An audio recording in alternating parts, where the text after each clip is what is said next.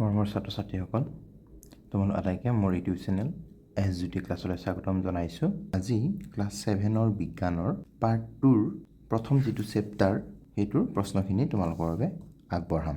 চেপ্টাৰটোৰ নাম হৈছে আহৰ পৰা কাপোৰলৈ আৰু ইংৰাজীত হৈছে ফাইবাৰ টু ফেব্ৰিক। প্ৰশ্ন উত্তৰখিনি মই তোমালোকক দুয়োটা মাধ্যমতে দি দিম। যদি ভিডিঅ'টো ভাল লাগে তেন্তে তোমালোকে লাইক, কমেণ্ট আৰু শ্বেয়াৰ কৰিবলৈ নাপাহৰিবা, লগতে ছাবস্ক্ৰাইব কৰি দিবা। Exercise 1.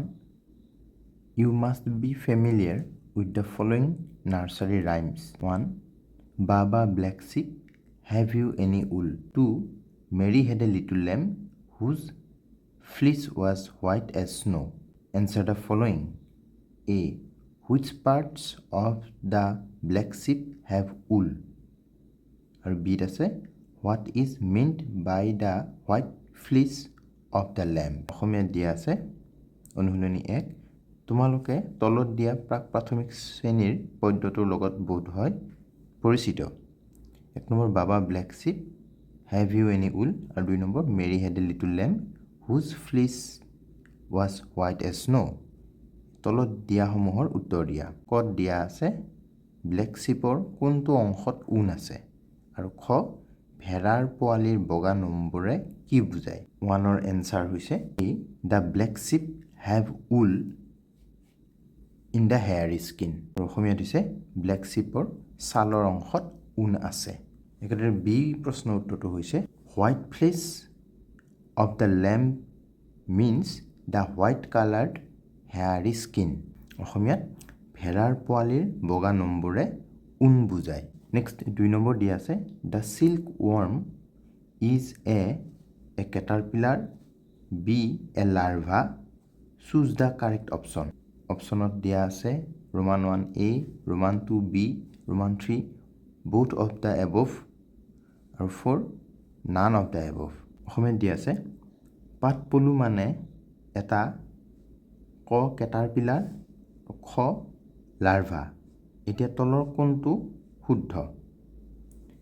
ৰোমান 1 ক শুদ্ধ নেকি, খ শুদ্ধ নেকি, বা 3 নম্বৰটোত দি আছে ক আৰু খ দুয়োটাই শুদ্ধ, আৰু 4 নম্বৰটো ক আৰু খ এটাও নহয়। আমি পাঠটোৰ পৰা পাইছোঁ যে পাতপলু মানে কেটাৰপিলাৰ আৰু লাৰ্ভা দুয়োটাই হয়, অৰ্থাৎ ইয়াৰ অপশ্যন 3টো শুদ্ধ।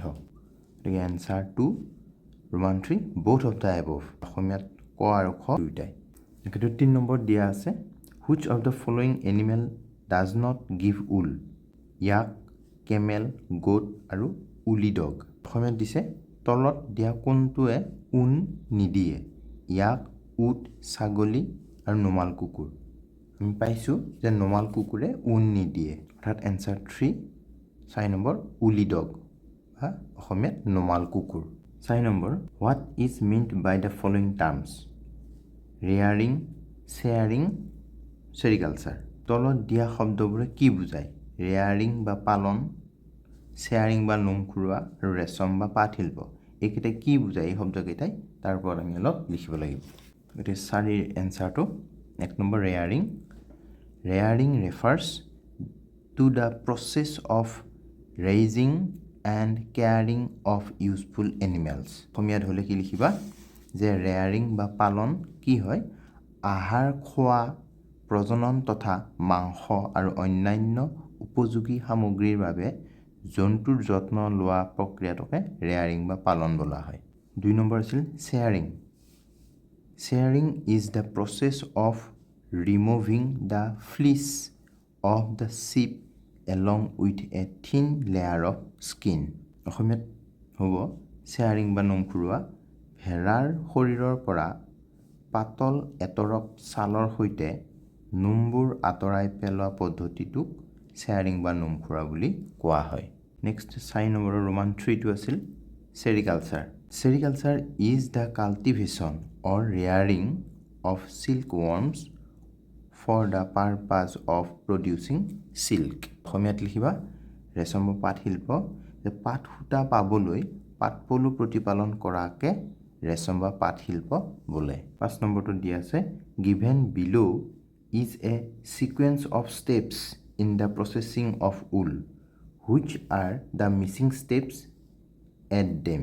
5 নম্বৰ অসমীয়াত দিয়া আছে তলত দিয়াসমূহ হৈছে ঊণ তৈয়াৰ কৰা প্ৰণালীৰ স্তৰবোৰ নথকা স্তৰবোৰ বাছি লিখা শ্বেয়াৰিং বা নোম খুৰোৱা ছৰ্টিং বা ভাগ কৰা তাৰপিছত যিকেইটা আমাৰ খালী ঠাই আছে সেইকেইটা আমি লিখিব লাগে 5 নম্বৰ এনচাৰ শ্বেয়াৰিং আছিল দি থোৱা খালী ঠাই আছে নেক্সট শ্বেয়াৰিঙৰ পাছৰ নেক্সট ষ্টেপটো হয় স্কাউৰিং তাৰপিছত ছৰ্টিং দিয়া আছে এইটো নেক্সট হ'ব picking out the birds next colouring আৰু নেক্সট কম বুলিও লিখিব পাৰা নাইবা ৰোলিঙো দিব পাৰা যিকোনো এটা দিলে হ'ল অসমীয়াত শ্বেয়াৰিং বা নোম খুৰোৱা নেক্সটটো হৈছে নিঘৰ্ষণ বা পৰিষ্কাৰকৰণ ছৰ্টিং বা ভাগ কৰা দিয়া আছে নেক্সট হ'ব ৰং কৰা ফনিওৱা আৰু পকোৱা এইকেইটা হ'ব next 6 number make sketches of the 2 stages in the life of the silk related to the production of silk 6 number পাট চকৰিৰ জীৱন চক্ৰৰ দুটা অৱস্থাৰ চিত্ৰ আঁকা যিবোৰ পাট উৎপাদনত পোনপটীয়াকৈ জড়িত 6 নম্বৰ এনচাৰটোত ছবিটো তোমালোকৰ বাবে মই আঁকি দিয়া নাই মই ইয়াত পেজ নাম্বাৰ আৰু ফিগাৰ নম্বৰটো দিছোঁ পেজ নাম্বাৰ 9 যিকেইটা ষ্টেপ আছে মেল ফিমেল বা egg on mulberry leaves silkworm cocoon with developing moth এই যিকোনো এই আটাইকেইটা ষ্টেপৰ ভিতৰত যিকোনো দুটা ষ্টেপ আঁকি দিলেই হ'ল তোমালোকে সিল্কৱৰ্মটো আঁকিব পাৰা আৰু লগতে কোকনটো আঁকিব পাৰা যিকোনো দুটা আঁকিলেই হ'ল আৰু অসমীয়াত চিত্ৰটো পেজ নাম্বাৰ 10ত আছে next 7 out of the following which are the 2 terms related to silk production sericulture floriculture moriculture apiculture আৰু silviculture নেক্সট 7 নম্বৰটো অসমীয়াত দিয়া আছে তলত দিয়াবোৰৰ কোন দুটা শব্দ পাট উৎপাদনৰ সৈতে জড়িত ৰেশম শিল্প পুষ্পোদ্যান বিজ্ঞান নুনী গছৰ খেতি মৌ পালন আৰু বৃক্ষ বিজ্ঞান পাট উৎপাদনৰ ক্ষেত্ৰত ৰেশম শিল্প আৰু নুনী গছৰ খেতি এই দুটা জড়িত 7ৰ the 2 terms Roman 1 sericulture and Roman 2 moriculture are related to the silk production অসমীয়াত ৰেশম শিল্প আৰু নুনী গছৰ খেতি এই শব্দ দুটা পাট উৎপাদনৰ সৈতে জড়িত নেক্সট তোমালোকৰ 8 নম্বৰ দি আছে match the words of column 1 with those given in column 2 অসমীয়াত দি আছে ক অংশৰ সৈতে খ অংশ মিলোৱা স্কাউৰিং বা নিঘৰ্ষণ নুনী গছৰ পাত ইয়াক লেটা গুটি ইফালে দি আছে পাতৰ সূতা উৎপাদন কৰে ঊণ উৎপাদন কৰা প্ৰাণী পাত পলুৰ খাদ্য মহুৰা ফুৰা আৰু ছালৰ সৈতে কাটি লোৱা নোমৰ পৰিষ্কাৰকৰণ 8 নম্বৰ এনচাৰটো স্কাউৰিং মানে হৈছে ই অপশ্যনটো ক্লিনিং শ্বেয়াৰ্ড স্কিন নেক্সট 2 নম্বৰটো হৈছে মালবেৰী লিভছ অপশ্যন চিটো ইয়াৰ শুদ্ধ ফুড অফ সিল্কৱৰ্ম 3 নম্বৰ আছে ইয়াৰ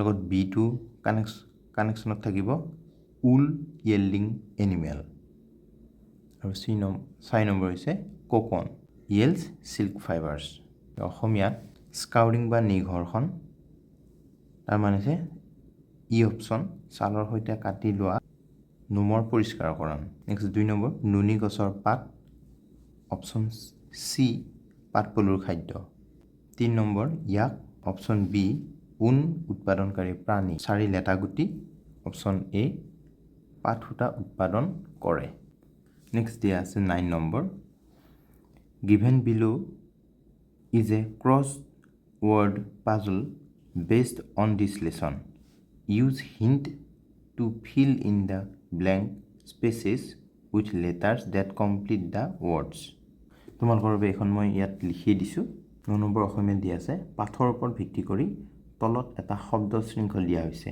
শব্দবোৰৰ কাৰণে ইংগিতৰ সহায়ত খালী ঠাইবোৰ বৰ্ণৰে পূৰণ কৰা 2 নম্বৰ দিয়া আছে এখন ঠাই য'ত ইয়াকৰ ঊণ যথেষ্ট পৰিমাণে পোৱা যায় আৰু সাধাৰণতে ব্যৱহৃত হয় লাডাখ গতিকে 2 অপশ্যনটো আছিল তললৈ লাডাখ ইয়াত লিখিছোঁ নেক্সট 1 নম্বৰত আছিল পাটপলুৰ জীৱন চক্ৰত কণীৰ পিছৰ স্তৰ হৈছে কেটাৰ পিলাৰ এইটো প হয় নেক্সট 3 নম্বৰটো ৰেশম আৰু পাট উদ্যোগ আৰম্ভ কৰা প্ৰথমখন দেশ চীন 3 নম্বৰ এইটো হৈছে চীন নেক্সট 4 নম্বৰ কেটাৰপিলাৰে লেটাৰলৈ ৰূপান্তৰ হোৱা সময়ত নিঃসৰণ কৰা উপাদান প্ৰটিন উদ্ধকমা এটা লাগিব প্ৰটিন নেক্সট 5 নম্বৰ পাতৰ আন এটি নাম ৰেশম নেক্সট 6 নম্বৰ পাতপলুৰ জীৱন চক্ৰত লেটাৰ পিছৰ স্তৰটো চকৰি 7 নম্বৰত ভেড়া পিয়াক আদি জন্তুৰ ছালৰ এক অংশ য'ৰ পৰা আঁহ পোৱা যায় এইটো হৈছে নোম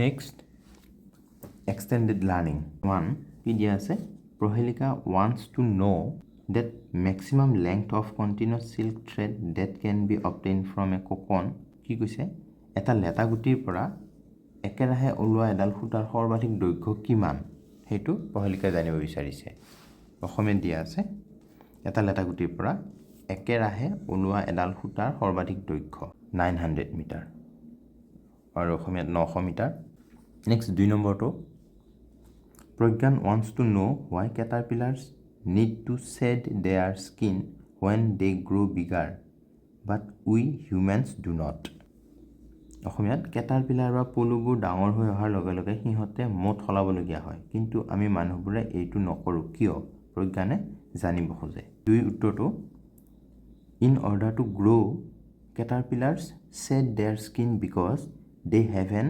exoskeleton but humans have endoskeleton অসমীয়াত লিখিবা পৰিপক্কতা লাভ কৰিবলৈ কেটাৰপিলাৰে মুঠ সলাবলগীয়া হয় কাৰণ দেহৰ বৃদ্ধিৰ লগে লগে কেটাৰপিলাৰৰ শৰীৰটোক আৱৰি থকা বহিঃ আৱৰণখনৰ বৃদ্ধিত অসুবিধাৰ সৃষ্টি হয় 3 নম্বৰ প্ৰশ্ন Pragyan wants to know why caterpillars should not be collected with bare hand পলুবোৰ খালি হাতেৰে কিয় সংগ্ৰহ কৰিব নালাগে প্ৰজ্ঞানে জানিব বিচাৰিছিল উত্তৰটো হৈছে because caterpillars can release poisonous fluid and may cause allergy so they should not be collected with bare hand অসমীয়াত কি হ'ব যে caterpillar বিলাকে সিহঁতৰ শৰীৰৰ পৰা এক বিষাক্ত পদাৰ্থ নিঃসৰণ কৰিব পাৰে আৰু এই বিষাক্ত পদাৰ্থবিধে আমাৰ শৰীৰত এলাৰ্জি সৃষ্টি কৰিব পাৰে সেই কাৰণে খালি হাতেৰে caterpillar বিলাক